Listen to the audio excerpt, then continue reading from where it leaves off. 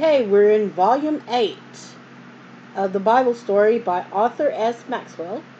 This is my book, number 8. See? It's a 70-year-old book.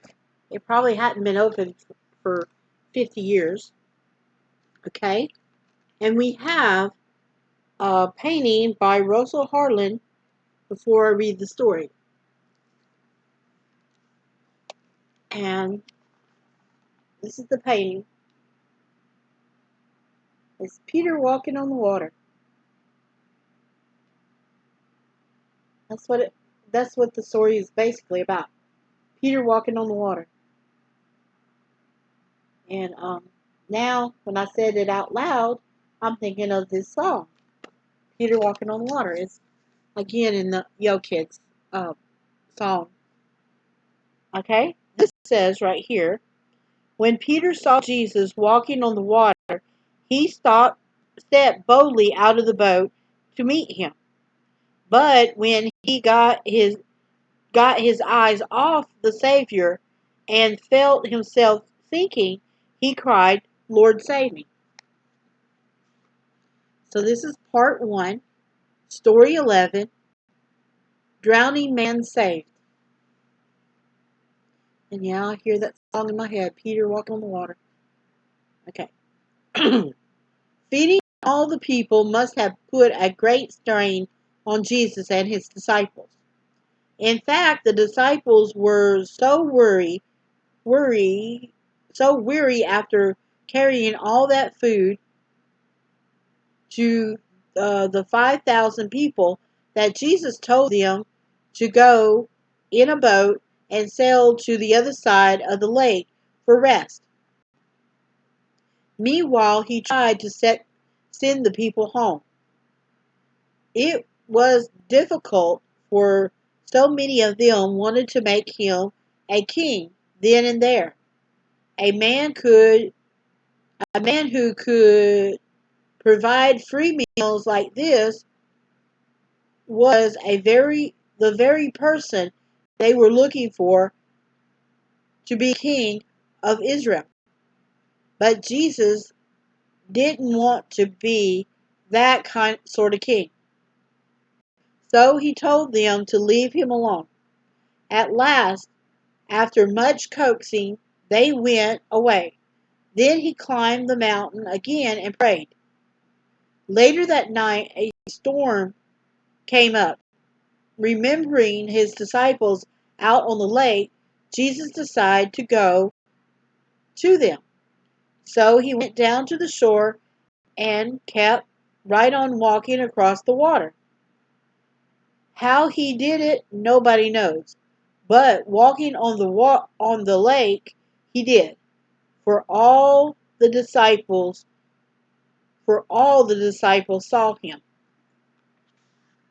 Yeah, they thought he was a ghost.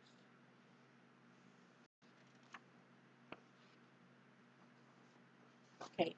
And it says, and they were scared. It's a ghost, see? They cried as a white form of the Master appeared, gliding gently over the cresting waves.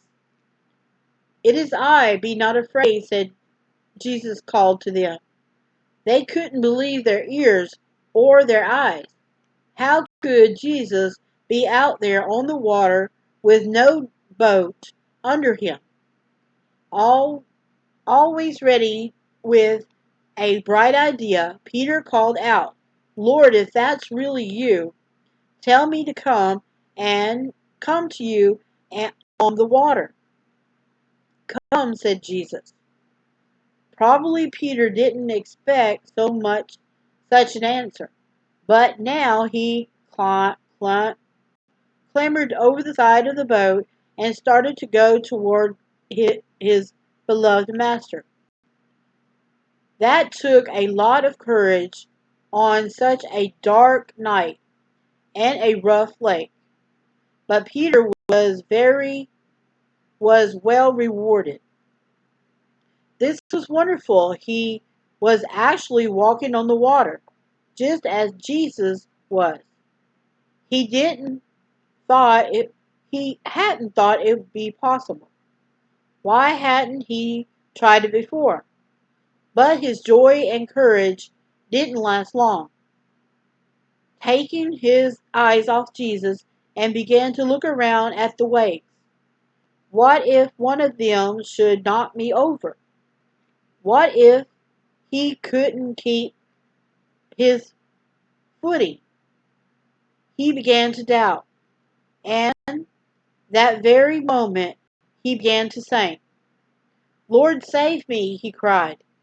In a flash, Jesus was by his side, holding him up. Oh, you of little faith, he said, why did you doubt? As the two stepped over the side of the boat, the sea suddenly became calm. So did the disciples. So did the disciples, remembering the miracle of yesterday and now this. They fell on their knees before him, crying, of the truth thou art the Son of God. And then it has four people and Jesus, or artist representation. There he is.